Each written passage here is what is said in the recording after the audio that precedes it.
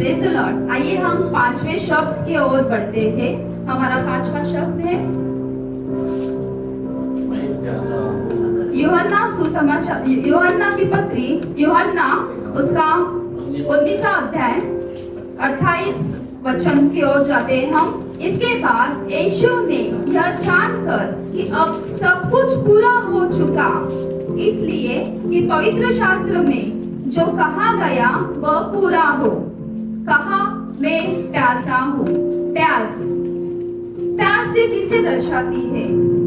प्यास जब हम कुछ कष्ट करते हैं, जब हम कुछ भागदौड़ करते हैं, जब शरीर में पानी की मात्रा कम होती है, तब हमें प्यास लगती है ना?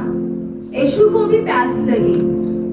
अभी तक हमने देखा, जो हमने ऊपर शब्द देखे कि उसने क्षमा का शब्द था, उसमें नम्रता का शब्द था, उसमें संबंध का शब्द था, उसमें त्याग की भावना का शब्द था, और ये प्यासा। ये क्यों हुआ? इसके बाद यीशु ने यह जानकर कि अब सब कुछ पूरा हो चुका। क्या पूरा हो चुका? क्या पूरा हो चुका? तो उसने जो कहा था, जो शास्त्रों में कहा था कि वो पूरा हो चुका। हम यशायाह की पुस्तक में अभी देखेंगे। यशायाह की हमने अभी देखा, 53 की पुस्तक में देखा। उसने हमारे लिए शारीरिक जो ये वचन है वो यीशु क्रिस्त की, उसकी मानवीय संघर्ष के बारे में बताता है, वो उसके बलिदान के बारे में हमें बताता है, वो त्याग की भावना को बताता है हमें। जैसे यशायाह में कहा कि निश्चय उसने हमारे रोगों को सह लिया और हमारे ही दुखों को उठा लिया, तो भी हमने उसे परमेश्वर का मारा कुटा और दुर्दशा में पड़ा हुआ समझा। मारा कुटा और दुर्दशा में समझा, परंतु वह हमारे ही अपराधों के कारण घायल किया गया, वह हमारे अधर्म के कामों के कारण कुचला गया, हमारी ही शांति के लिए उस पर काटना पड़ी, कि उसकी कोड़ी खाने से हम चंगे हो गए, क्योंकि ये होना ही था, उसको शारीरिक पीड़ा सहनी ही थी। हम देखते हैं कि जब वो क्रूस पे उसको लाया गया, वो बहुत देर तक उस क्रूस पे टंगा हुआ था। जब वो क्रूस पर उसको ला रहे थे, वो पीड़ा वो सह रहा था, वो गिरता था, वो सूली पर, मतलब वो क्रूस को वो उठा के ले जा रहा था, वो बार बार गिरता था, उठता था। उसने ये एक वास्तविकता है, एक मनुष्य, क्योंकि ये एक मनुष्य की वास्तविकता है, क्योंकि लिखा है कि परमेश्वर ने अपना एकलौता पुत्र हमारे लिए भेजा, क्या? क्योंकि हमारा नाश, क्योंकि विश्वास करे कि हमारा नाश ना हो, लेकिन हमें अनंतकालीन जीवन मिले। मनुष्य का पुत्र, अगर हम देखते हैं कि यीशु मसीह वहां पे मनुष्य के रूप में था, उसने वो वास्तविकता में वो सब पीड़ा सहली, किसके लिए? हमारे लिए। उसको कुचला गया, उसके मुंह पर थूका गया, वो गिरा, वो क्रूस उठाया। वो क्रूस किसका है? वो जुआ किसका है? वो किसका है? वो हमारा क्रूस, जो जिस पापों के लिए हमें वो क्रूस उठाना था, वो क्रूस वो खुद उठा के ले जा रहा है। किसके लिए? हमारे लिए। हमने क्या किया? हमारे लिए। हम पापों में थे, हम पापों में थे, हमने बहुत सारे गुनाह किए, वो गुनाह को वो लेके जा रहा था, वो गुनाह को वो लेके जा रहा था। उसने हमारे पापों के लिए सब कुछ सह लिया। हम देखते हैं कि उसने, जैसे हम भजन संहिता 22:15 में देखते हैं कि भजनकार, मतलब हमारा दाऊद कहता है, मेरा बल टूट गया, मैं ठिकरा हो गया और मेरी जीभ मेरे टालू से चिपक गई। जब हमें प्यास लगती है तो हमें कैसा महसूस होता है? कोई तो लाके हमें पानी दे दे। दाऊद अपनी पीड़ा वहां पे बता रहा है कि मुझे कैसा लगा। क्यों हम वो कल्पना कर सकते हैं कि अगर हमें प्यास लगती है तो हमें कैसे महसूस होता है? उसने वो शारीरिक पीड़ा ही नहीं दी, उसने हमारे पापों की पीड़ा भी उसने सह ली थी। वो क्रूस पे टंगा हुआ था, उसको प्यास लगी थी। वो प्यास कौन सी थी?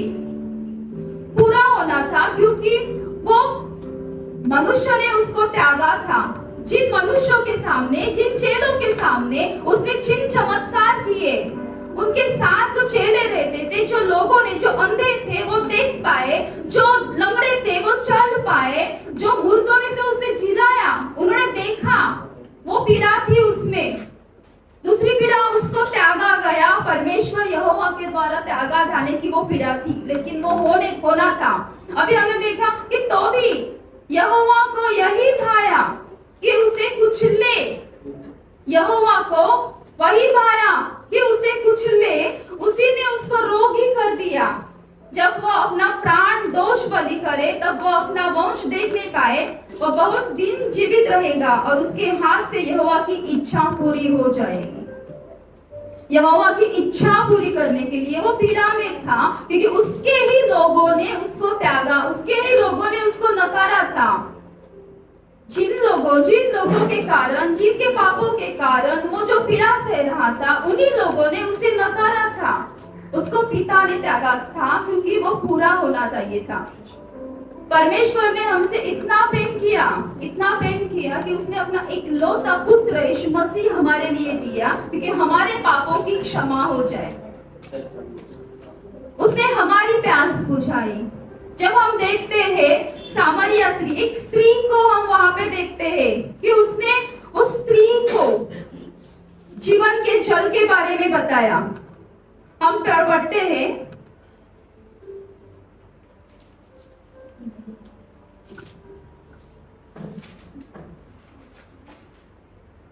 यूहन्ना का 4 अध्याय 14 और 15।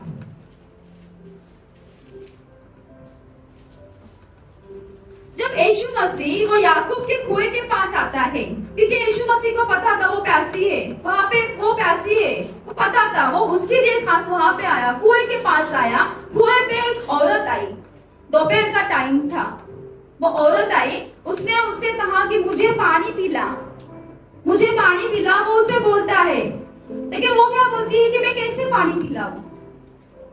यदि परमेश्वर, यीशु से बोलता है, यदि तू परमेश्वर के वरदान को जानती और यह भी जानती कि वह कौन है जो तुझसे कहता है मुझे पानी पिला, तो तू उससे मांगती और वह तुझे जीवन का जल देता।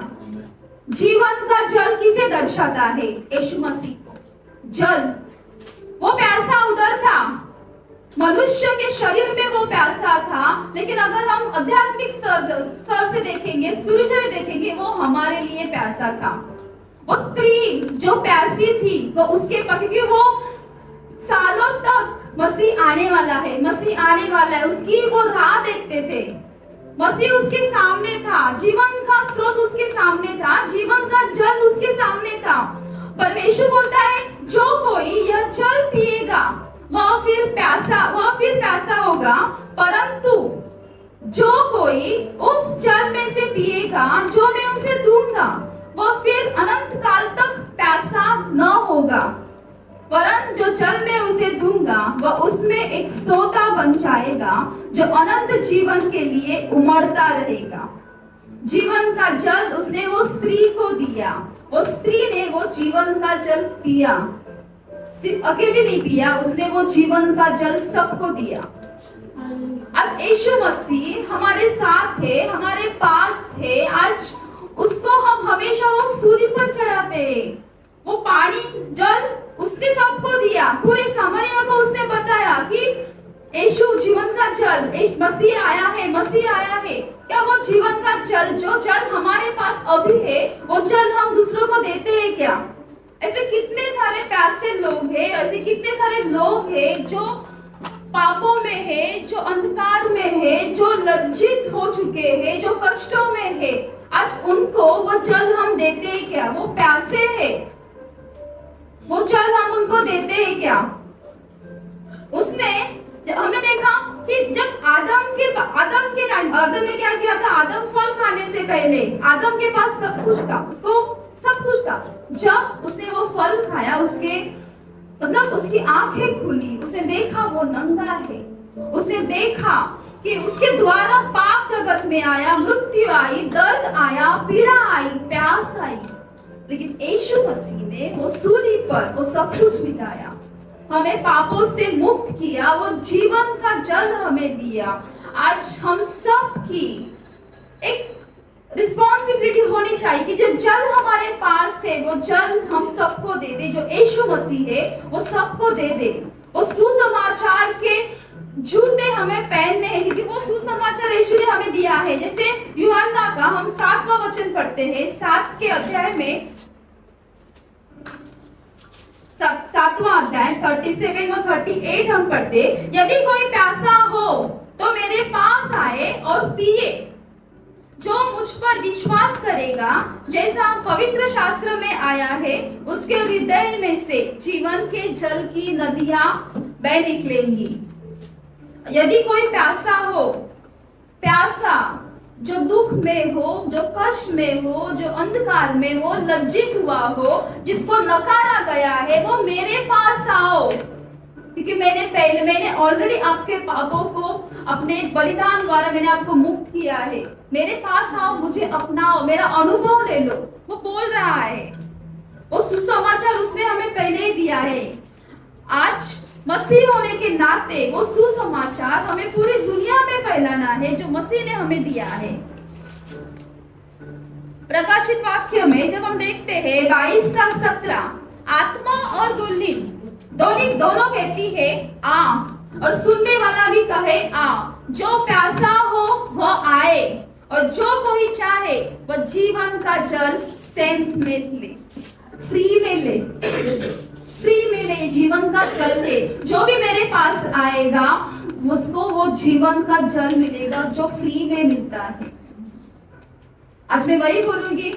आज हम इस वचन के द्वारा यही सीखेंगे कि परमेश्वर ने अपना एकलौता पुत्र हमारे लिए दिया, जिसने शारीरिक पीड़ा से, जिसने हमारे लिए बलिदान दिया, जिसने संघर्ष किया हमारे लिए, हमारे पापों के लिए। जो आदम के द्वारा जो पाप आए थे उसको मिटाने के लिए उसने संघर्ष किया हमारे लिए।